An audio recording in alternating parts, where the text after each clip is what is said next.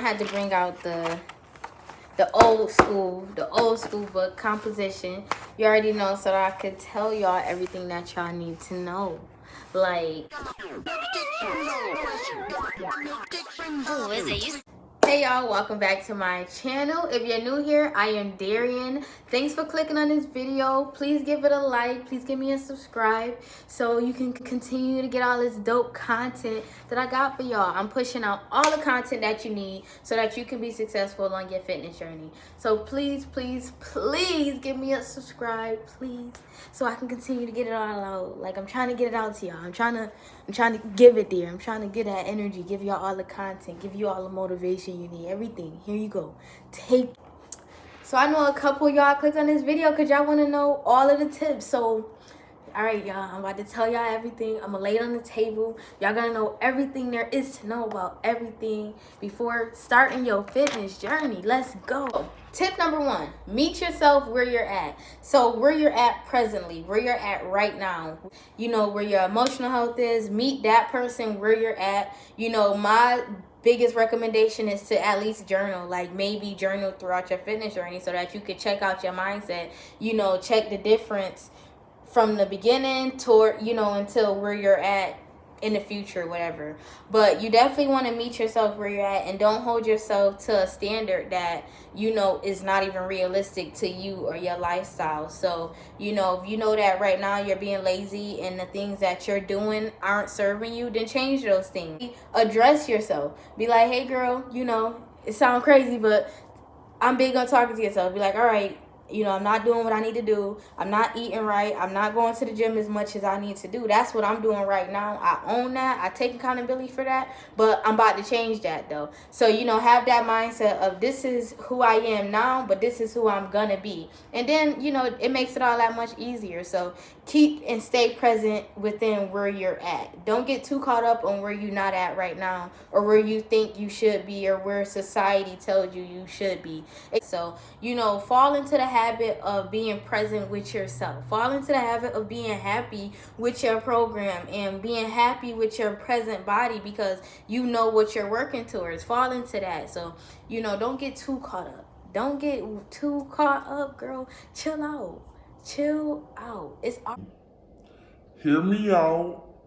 Just hear me out. All right, so tip number 2, you need to understand how it is that you approach your goals, like how it is that you set your goals. So, you know, a lot of times we set our goals, we set like these extreme body goals that we're trying to reach, instead of actually, you know, addressing the fact that we don't even have programs in place or systems in place to get to those goals. So, you know, what do? We say, I want to lose 60 pounds. I'm going to go to the gym every day. You know, I'm going to eat healthy.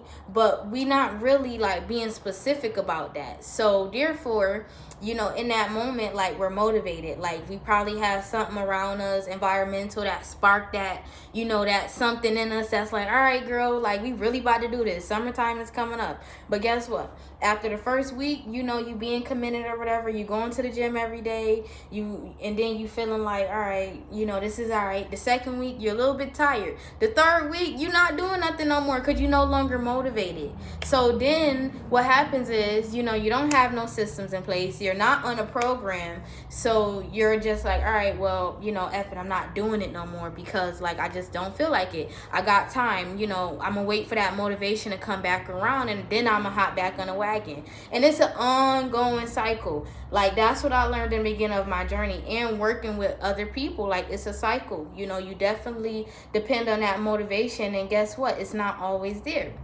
Then I come along and I'm here to teach y'all that you need to have systems in place. You can set a 60-pound goal, but guess what? You're going to have a system. You're going to say, okay, I'm going to cut my calories by 500, and I'm going to burn this much calories during my workout each week so that I can be on track to losing these 60 pounds. Like, you know, you'll be able to educate yourself on what it is that you need to do, and, you know, a system that you need to put in place to reach those goals. So once you reach that goal, you'll be able to reach another one. Why? Because you're dependent on the system.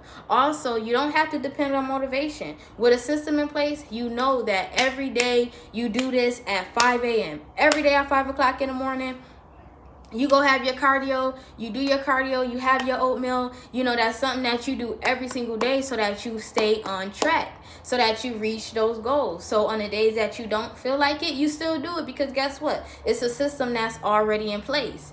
Work towards your goals, but work towards them indirectly.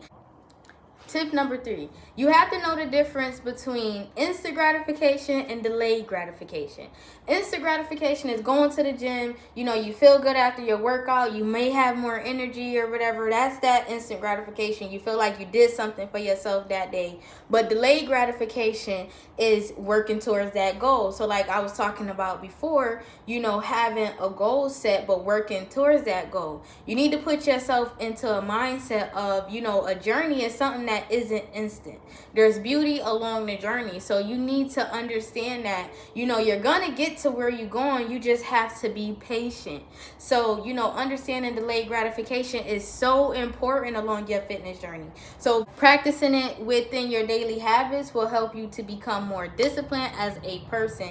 It will help you to become more successful, just because of the fact that, you understand a journey, you understand a process, you understand that everything that you do, you're not gonna see right away, but you're gonna see it eventually. So it's like, creating faith. It's really like creating a faith within yourself. Delayed gratification. It's like, right now, I know if I make this meal at home, then, I'm gonna get more nutrients. I'm gonna know, mindfully what I put in it or whatever, so I can be more on my routine, more disciplined with that, rather than letting the restaurant make it or whatever. Like, yeah, obviously it's faster, it's less time consuming, but you're not really creating habits within yourself. Now you have faith that your program is gonna work. Why? Because you're using delayed gratification by even making your meals, so you're getting the right macros in for a fact. You're not overdoing it with the salt for a fact, because you're making your meals by yourself and it's working towards the greater good. And you're saving money on your pockets.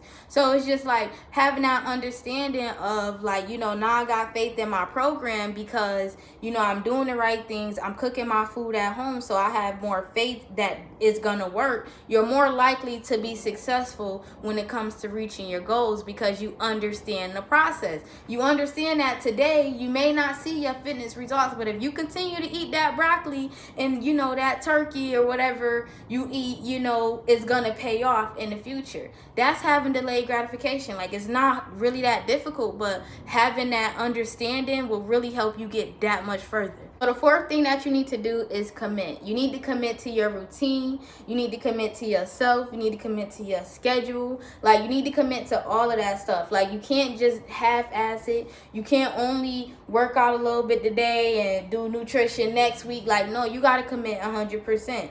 Or at least make the effort to give, put 100% of your effort every single day. Like, it's really no room around it. In order to succeed, you got to be fully committed, because, that means you putting yourself in a place, in a position to grow. If you put yourself in a position where you committed, like you committed to this, like whatever come my way, I'm going to get it done. If I got to do this tired, if I got to do this sleepy, whatever, I'm going to get it done, because that's just what it takes. So commit 100% to yourself. All right, so the 5th tip, drum roll please. Create habits outside of just fitness and nutrition.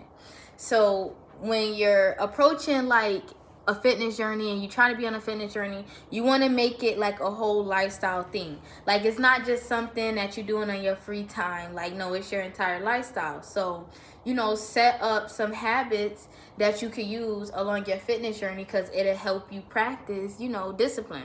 So for instance, if you're a person, that, you need to wake up a little bit earlier, set a habit to do that. Set an alarm. Get up at 5 o'clock in the morning. Like, that's helping you to create discipline, and not just in fitness and nutrition, but your entire life. So, try to set up habits around that, around wellness. So the last but not least tip is to be resourceful. Along your journey, you have to use your resources. Use these internet websites, use these calorie calculators, use the books that you got, use YouTube to help you along your journey. If you need to figure out a workout, get on the internet, Instagram. all of that stuff. Use your resources that you have for the greater good. So figure out new ways for you to progress faster. Figure out new programs for you to use. Figure out your body type. You can figure all that stuff out, you know, by using the internet. So figure out your resources. Do it with what you have now. You know, be resourceful. If you can't afford to go to a gym, use what you got at your house. You have a chair at home. You know, 9 times out of 10, you got steps. You got your body. You can do body weight exercise. So use what you have.